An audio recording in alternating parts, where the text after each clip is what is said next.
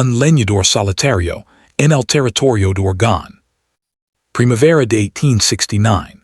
Un polvoriento puesto avanzado en el camino de Oregon. El aroma a madera seca, sudor de caballo y tabaco impregnaba el air.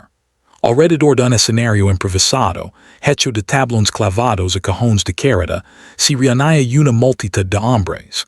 Manos asperas, ojos apagados, corazones hambrientos y almas vacías. Un lugar donde incluso la decencia olvidaba detenerse. Un hombre con un chaleco azul distinguido y una placa de ayudante oxidada golpeó un mazo de madera contra un post. Muy bien, la última del día, gritó. No tiene nombre, no ha mostrado su rostro, leva un costal en la cabeza desde Missouri, disque puede trabajar, disque obedecerá, la puya comienza en $2. Quien es lo bastante valiente o borracho para casarse con el misterio. La risa estalo como un látigo. Tal vez si una bruja bajo ese costal, gritó un hombre, o un cadáver, dijo otro, mejor casarse con el maldito costal. Algunos escupiran al suelo y se alejaron. Otros se quedaron a mirar, impuyendos, esperando a que un necio levantara la mano. En la plataforma de madera, ella permanecía inmóvil, descalza, polvorienta, con las manos atadas al frente con un cordel deshilachado. El costal sobre su cabeza estaba manchado, demasiado grande, atado fuertemente al culo. Solo su respiración dilataba sumido, rápida, superficial, apenas controlada. Sus dedos se crispaban, se apretaban, se soltaban. No serve de nada si ni siquiera habla, gruñó el subestador. Nadie dio un paso al frente, no por un largo minuto. Entonces la multitud se abrió como agua. Desde el fondo avanzó una figura alta. Hombros anchos bajo una chaqueta de lona, el rostro sombrero por el ala de un sombrero negro, gastado pero limpio. Sus botas pesadas de lodo, su camisa marcada por el sudor, y su hacha envuelta en tiras de cuero. Un hombre que había convivido más con árboles que con personas. $2, dijo. El silencio cayó como nieve. El subestador entrecerró los ojos. ¿Estás seguro, señor? Did lo que did. Su voz era baja, no enojada, no ansiosa, solo segura. Algunos rieron. Debe estar desesperado. El subestador carraspeo nervioso ahora. No quieres ver lo que compras. El hombre inclinó la cabeza hacia la mujer on inmóvil bajo el costal. No compró un rostro, dijo suavemente. Mi caso con una persona. Incluso el viento se detuvo. Nadie rió esta vez. Nombre, murmuró el subestador. Silas Boon, oficio leñador Northrid. El subestador garabateó. Bien, que consteque el señor Silas Boon, residente del territorio de Oregon, ha entrado en un contrato matrimonial legal ante los ojos de Dios y los testigos de esta corte. Impuyó el papel hacia Silas, quien firmó sin dudar. Luego se volvió hacia la mujer. Ahora estás legalmente casada, señorita. Di tu nombre para el registro. El costal se movió ligeramente. No hubo sonido al principio. Luego muy suavemente, tan suave que había que inclinarse para escuchar, luego una voz. Annabel Crowe, Silas se congeló. La multitud se acercó. El subestador alzó una ceja pero no dijo nada. Los ojos de Silas se abrieron, solo un instante. Luego se endurecieron de nuevo, fijos en el costal, en la voz que ahora resonaba en su mente. Tres inviernos atrás, en la nieve, en la oscuridad. Una voz que nunca olvidó. Un nombre que no había oído hasta ahora. De pronto, el silencio del bosque, la nieve ensangrentada, la luz del fuego en aquella cueva helada.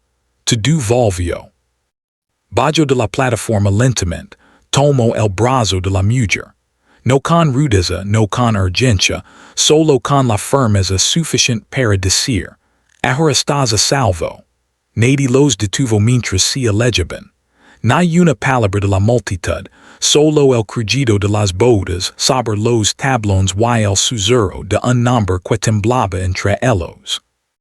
El bosque se cerró a su alrededor mientras caminaban, el sendero estrechándose en un hilo de agujas de pino rodas y tierra piscinada. La luz siete nueva bajo el dosol, el sol esforzándose por atravesar las ramas gruesas, como si tampoco estuviera seguro de acercarse. Annabel no dijo nada. El costal encubría su cabeza, hundiendo en la brisa vespertina. Una vez, el viento lo levantó lo suficiente para tirar de él. Ella lo ajustó de inmediato con ambas manos, manteniendo su rostro oculto. Silas caminaba varios pasos adelante, guiando una mula vieja que cargaba las pocas provisiones que les permitieran levar del puesto. No se volvió, no intentó hablar. Solo seguía el sendero, mirando de vez en cuando hacia los árboles, como si escuchara algo más que el viento. El silencio entre ellos no era incómodo. Era un silencio talado por diferentes tipos de supervivencia. Llegaron a la cabaña antes del anochecer. Construida de pino oscuro, no era grande, pero sí sólida limpia, situada contra un promontorio que bloqueaba lo peor del viento del norte. Había una chimenea de piedra, una pila de leña junto a la puerta y una herradura oxidada clavada sobre el marco. Silas abrió la puerta con un crujido y se hizo a un lado. Tú decides dónde estar, dijo suavemente. Nadie volverá a decidir por ti. Annabel entró lentamente. Sus movimientos eran cautos pero no débiles. No se quitó el costal. Sus pasos apenas hacían ruido en el suelo de madera lisa. No se sentó a la mesa. Se acicló contra la pared del fondo, de espaldas al cuarto, con las manos en las rodillas, en silencio. Silas entró tras ella, dejó un montón de leña cerca del hogar y comenzó a trabajar en la estufa. Sin preguntas, sin órdenes, solo el sonido ocasional del hierro moviéndose o del agua hirviendo. El aroma ligó lentamente, cálido, espeso, real, algo con especias, un toque de canela, la sal de la carne ahumada. Trabajaba con ritmo, como si lo hubiera hecho 1000 veces. Annabel no se movió. Cuando la comida estuvo lista, Silas colocó un tazón de madera cerca de ella. Ella se estremeció ligeramente, pero no se volvió. Él se sentó a la mesa con su propio tazón, sin apoyarse ni mirar la fijamente. Tras varios minutos la voz de Annabel ligó, amortiguada pero audible. ¿Qué es esto? Silas miró su tazón, removió una vez y dijo, lo llamó la comida del último en pie. Una pausa, luego un sonido suave, casi una risa contenida, pero retraída. Él añadió, solía hacerla para mi después de días largos en el bosque. Luego comencé a preparar 2 tazones, incluso cuando no había nadie para el segundo. Ella giró la cabeza ligeramente, lo suficiente para mirar de reojo bajo el borde del costal. En la silla junto a él había un segundo tazón, idéntico, con vapor subiendo. Nadie más en la habitación. Silas señaló hacia él. Solía ponerlo para mi esposa después de la guerra, después de que los árboles tomaran más de lo que daban. Era una forma de decir que regresé vivo otra vez. Hizo una pausa. Ahora lo puse para ti y para ella. El silencio se mantuvo, el fuego crepitó. Annabel alcanzó su tazón lentamente. Sus manos temblaban ligeramente. Pero sostuvo la cuchara y la llevó bajo el costal sin cuidárselo. Comió en silencio, cada bocado pequeño, cuidadoso, pero lo terminó. Esa noche, mientras Silas lavaba los tazones en una palangana de hojalata cerca de la estufa, Annabel permaneció junto a la pared, con las rodillas recogidas, los brazos alrededor, observando, sin hablar. Pero por primera vez desde que ligó, no temblaba. Esa noche, tras apagarse el fuego hasta un resplandor constante, Silas se sentó solo frente al hogar. No había encendido una lámpara. No la necesitaba. La luz del fuego era suficiente, proyectando sombras largas que bailaban en las paredes de troncos como recuerdos silenciosos. Afuera, el viento gemía entre los árboles largo bajo familiar.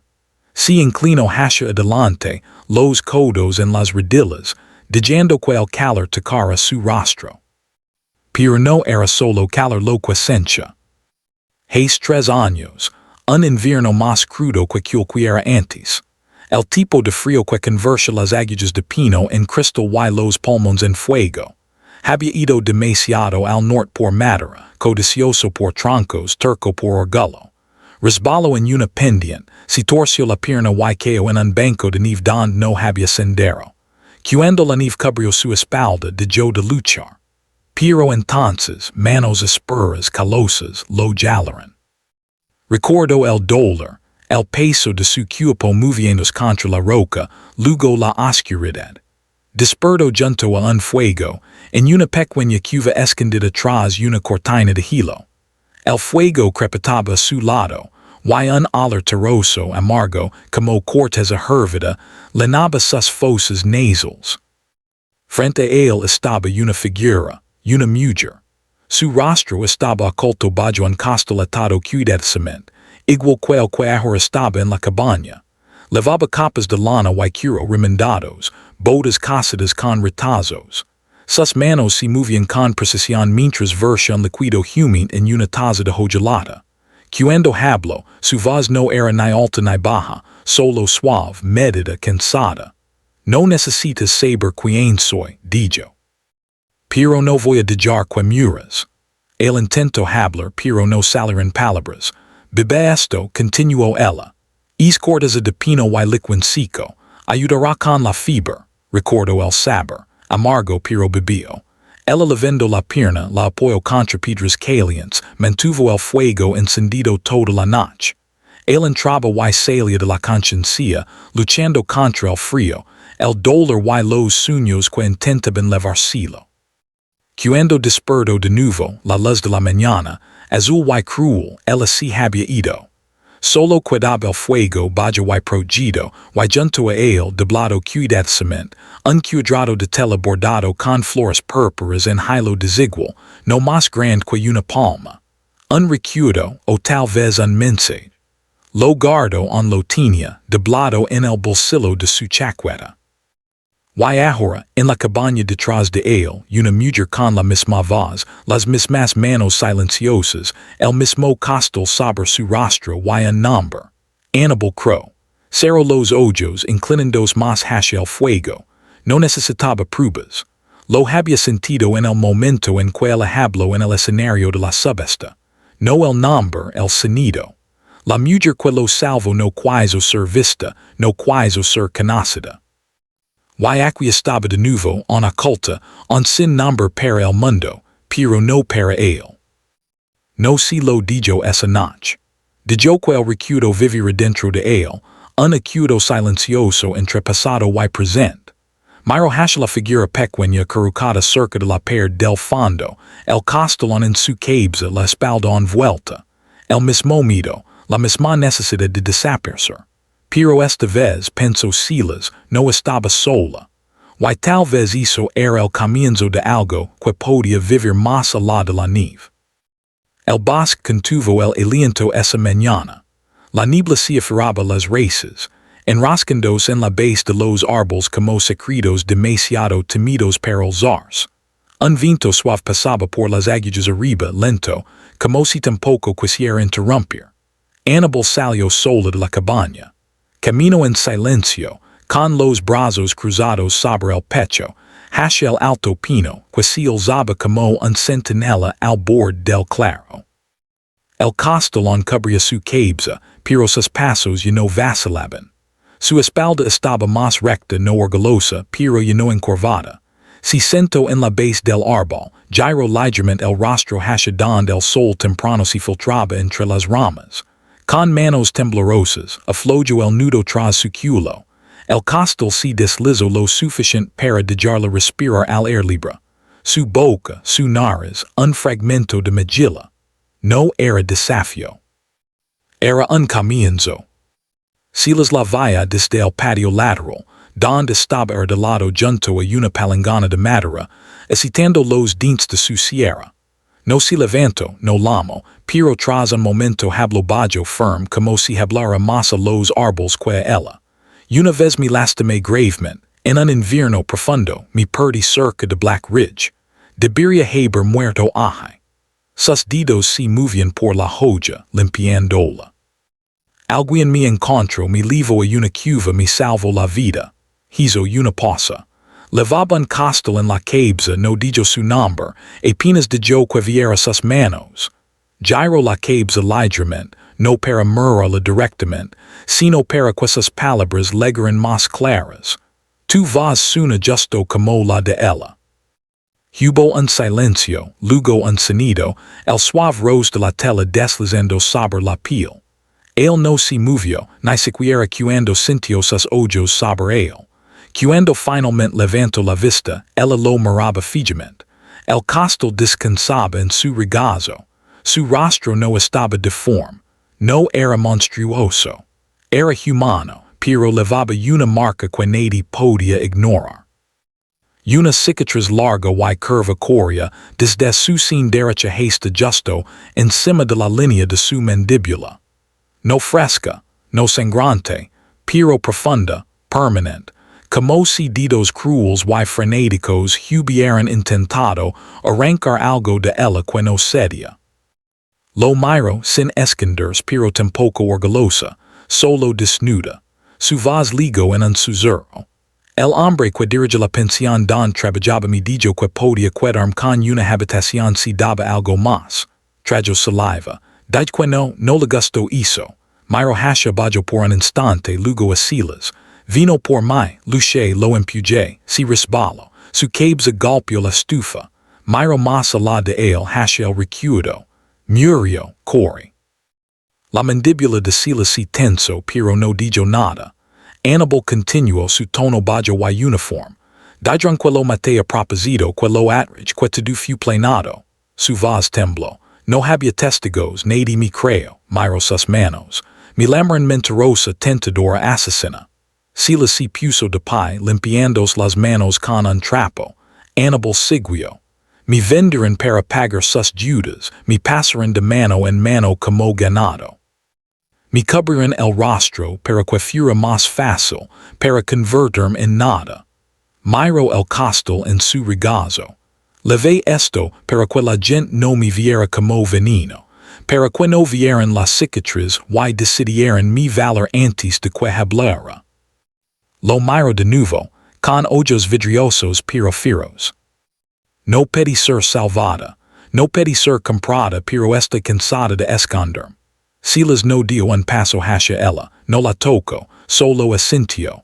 Gracias dijo por contármelo. Su voz era firme, cálida, real. No tenías que hacerlo pero lo hiciste. Ella parpadeó confusa pero no caer en lágrimas, solo respiración. Y en esa respiración algo cambió.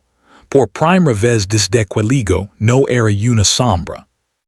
Era una mujer con un nombre, una historia y un rostro. Y Silas había visto los tres, y no se alejó de ninguno.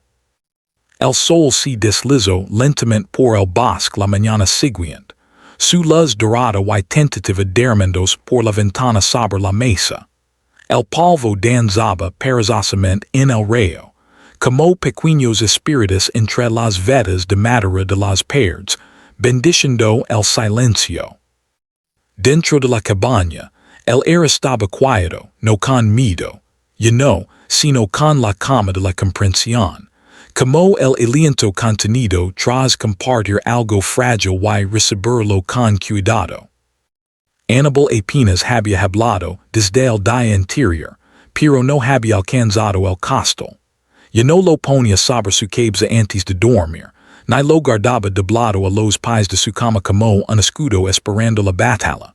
Su cabello, suelto y enredado por el sueño, descansaba en sus hombros mientras se levantaba del cater. Sus pasos seguían siendo cautos, su postura próchida, pero algo en su presencia había cambiado. Algo pequeño, como la tierra descongelándose bajo la nieve. Parpadeó ante la luz que entraba por la ventana y se acercó a la mesa, esperando lo de siempre. Una lata de café, el tazón de madera que lavaba cada noche la cuchara sobrante. Pero se detuvo en seco. Había algo nuevo esperándola. Un pequeño espejo. Estaba de pie, con marco de plata, envejecido en los bordes, pero pulido hasta la claridad. Appiato contra una cunha de pino lisa, perfectamente inclinado para captar la luz del sol nascent, illuminando, no exponiendo. Junto a él colgaba una bufanda de seda verde mar, ligeramente discolorida en parts, pero suave y cuidadosamente doblada, como si hubiera sido atzorada alguna vez. Tal vez on lo era.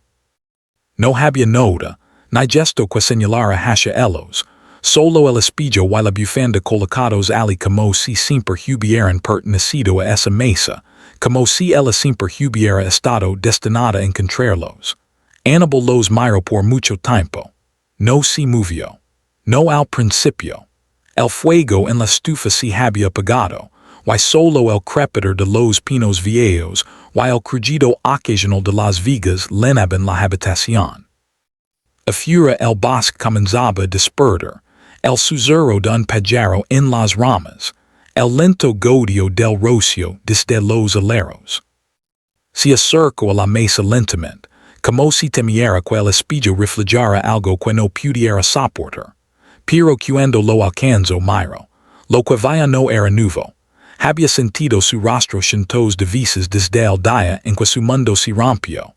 Conoce las crestas de la cicatriz, el camino que talaba por su mejilla como una marca que nunca pidió permiso. Su mano se alzó. Tocó la marca ligeramente como quien toca un nombre grabado en piedra. Familiar, inevitable, pero esta vez, bajo el sol a través de un cristal limpio, no se estremeció. La cicatriz seguía allí. Siempre estaría, pero también lo estaba la mujer detrás de ella. Su mirada se desplazó la bufanda. La levantó con ambas manos.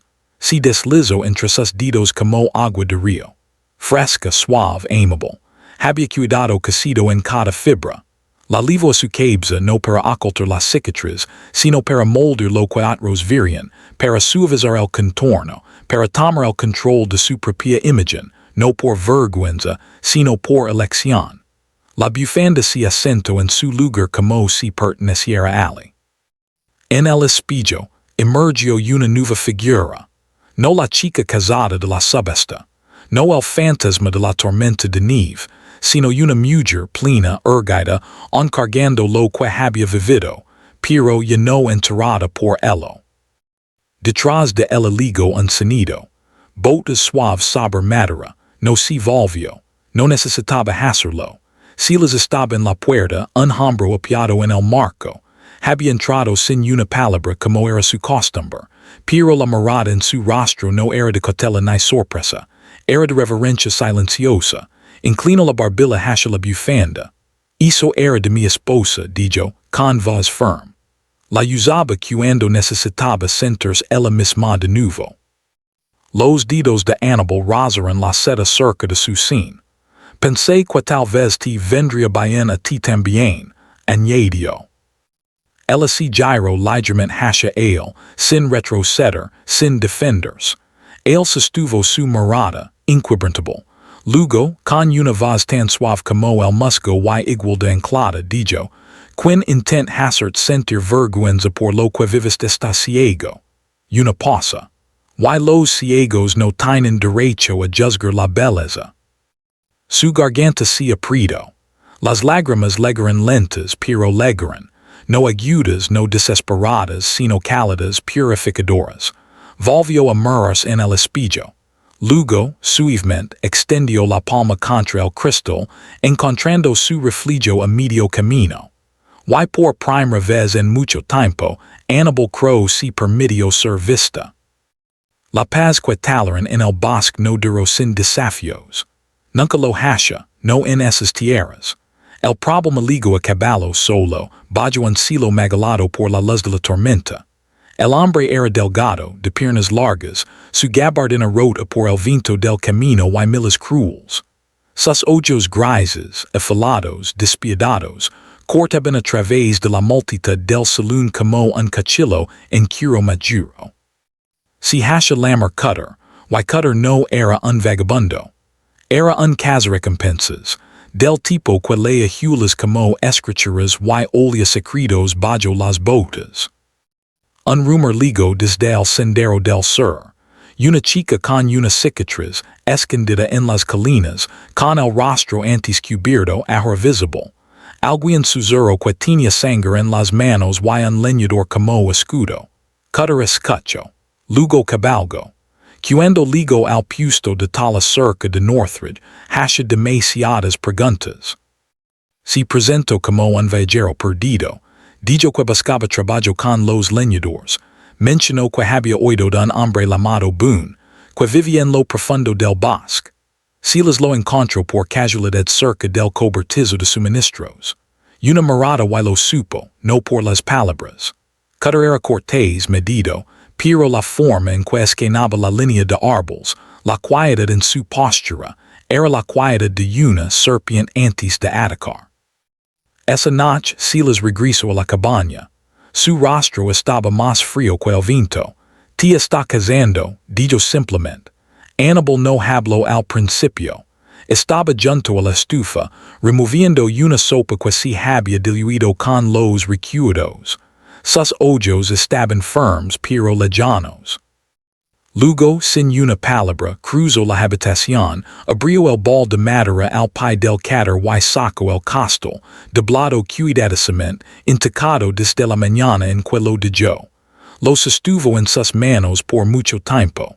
Lo usaré otra vez, dijo suavemente. Una vez más. Silas la miró, no tienes que hacerlo, ella lo miró a los ojos. Esta vez lo eligió. No por vergüenza, por estrategia. Plainer juntos esa noche. Annabel que Bulgaria hacia el este por el viejo camino de fuego, con el costal puesto. Cutter la seguiría.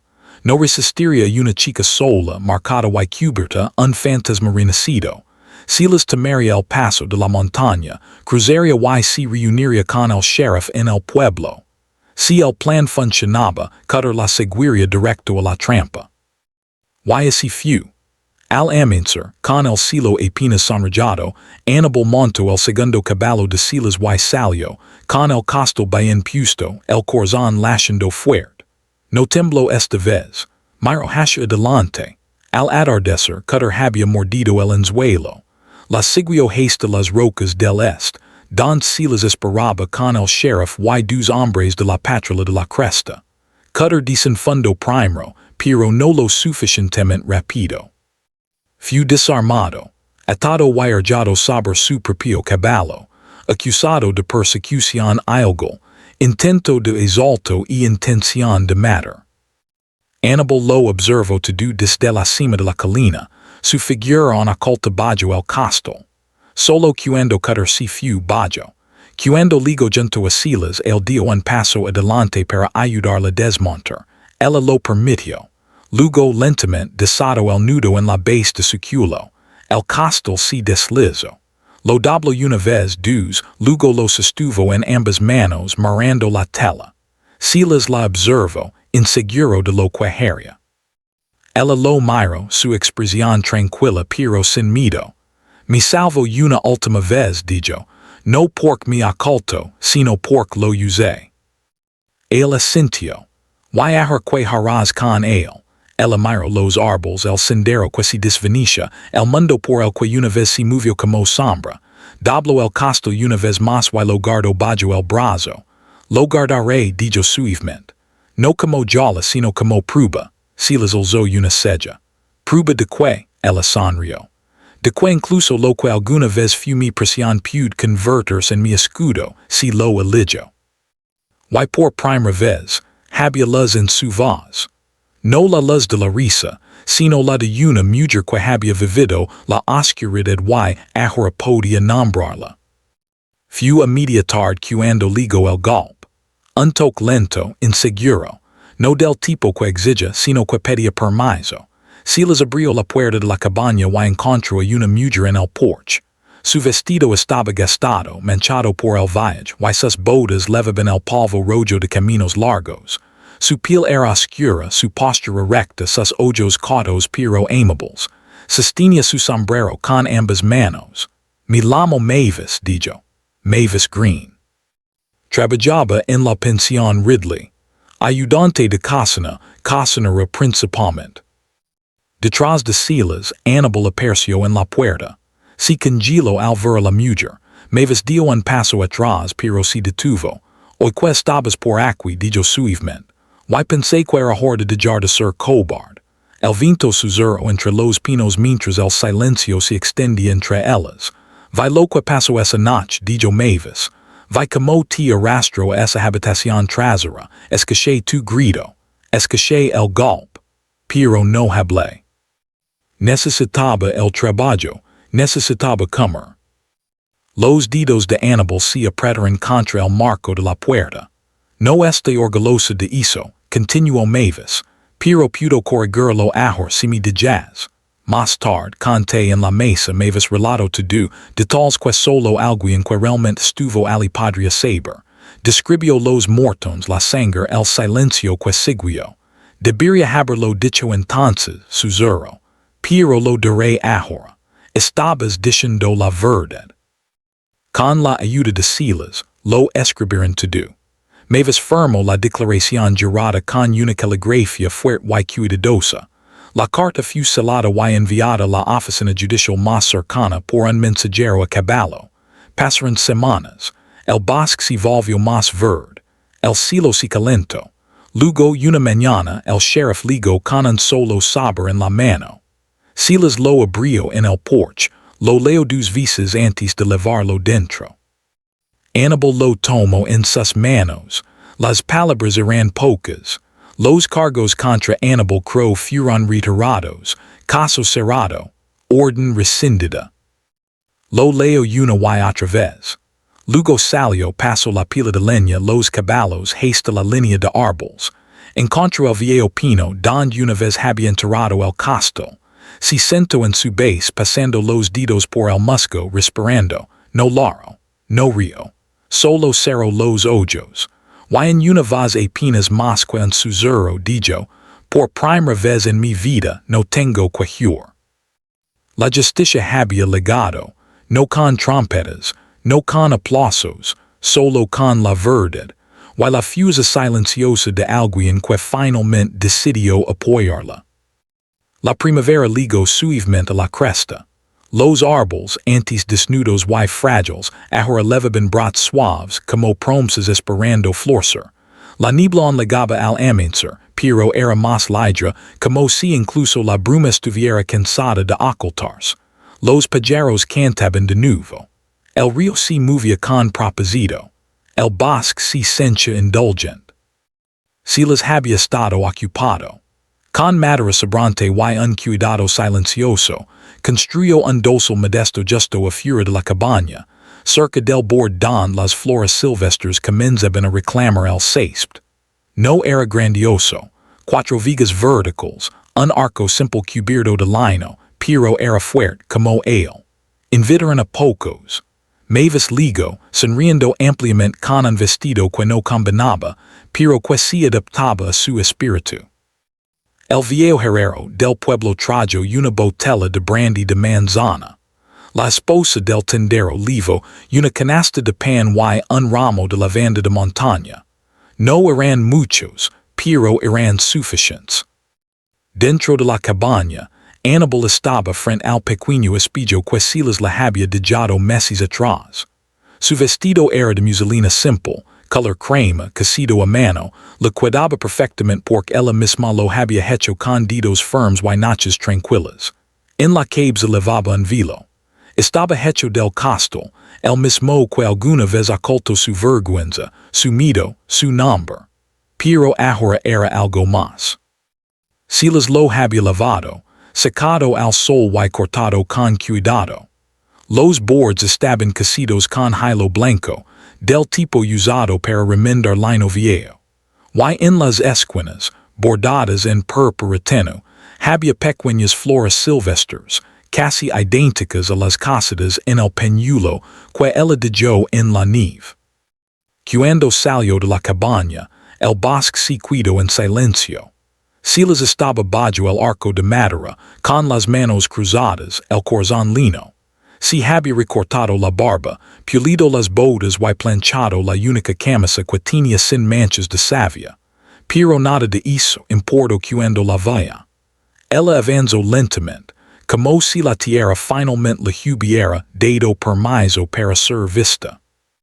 Y era hermosa, no porque el velo cubriera la cicatriz, sino porque ella había elegido usarlo de nuevo en sus propios términos.